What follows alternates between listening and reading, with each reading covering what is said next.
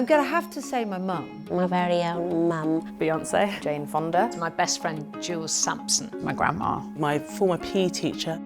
She told me that I could be whatever I wanted to be. Just always there for me. I'm going to get teary.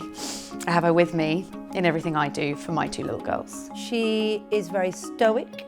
She is very selfless. Who introduced me to rugby union, and that inspired me to take up the sport. She fights for everybody, for fairness, particularly for women. She inspires me to keep going because I think her work has helped so many people, and I hope that my work will do the same. She'll kill me for saying all of this, by the way.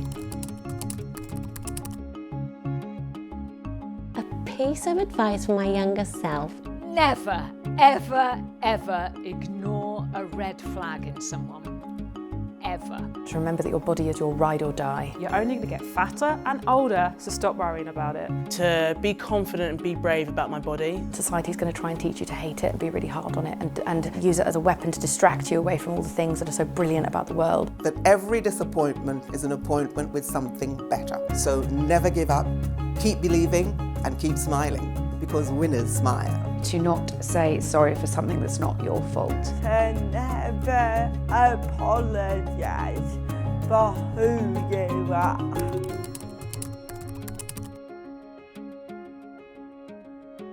What do you think of this? I don't know. I genuinely don't know. Why is it so hard for women to talk about their strengths? It makes you very weak. Very weak. Clearly my weakness is a lack of self-knowledge. I think my greatest strength is probably my determination. Dogged determination. My relentless determination. My greatest strength is that I'm very flexible, not physically, but in terms of changing my opinions. I would say my confidence in myself and who I am. That's taken time to get to that stage, but I feel like I now know who I am. I know my worth. I genuinely don't care what anyone else thinks about what I do. My resilience, my refusal to see failure as a reason to disappear. One of my greatest strengths is reading a room. It's great for a comedian. My greatest flaws is worrying far too much what other people think. I care too much about what other people think. I can be a bit rude and I'm working on it. I can't be spontaneous. Sometimes it's a level of perfection. You always want to strive to be the best that you can be. I am a workaholic. I think it's almost a problem.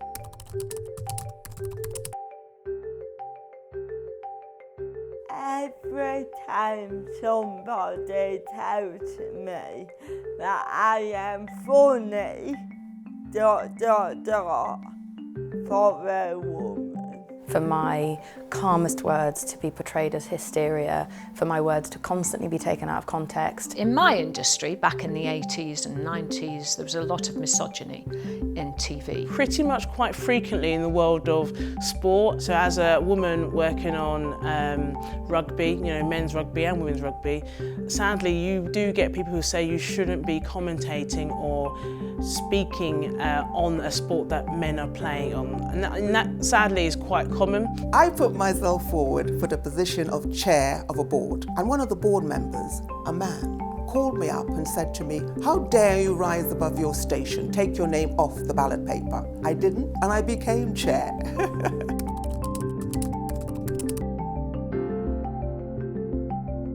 You know, we say that whole, if you can't see it, you can't be it.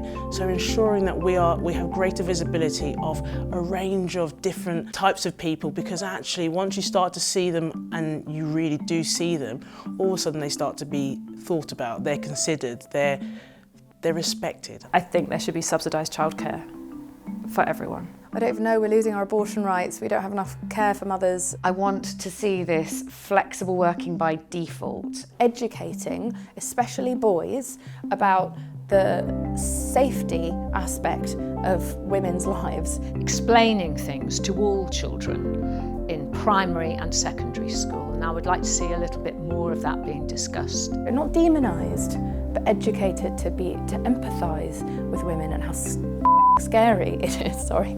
Educate yourself, and then you're more able to fight the fight with us.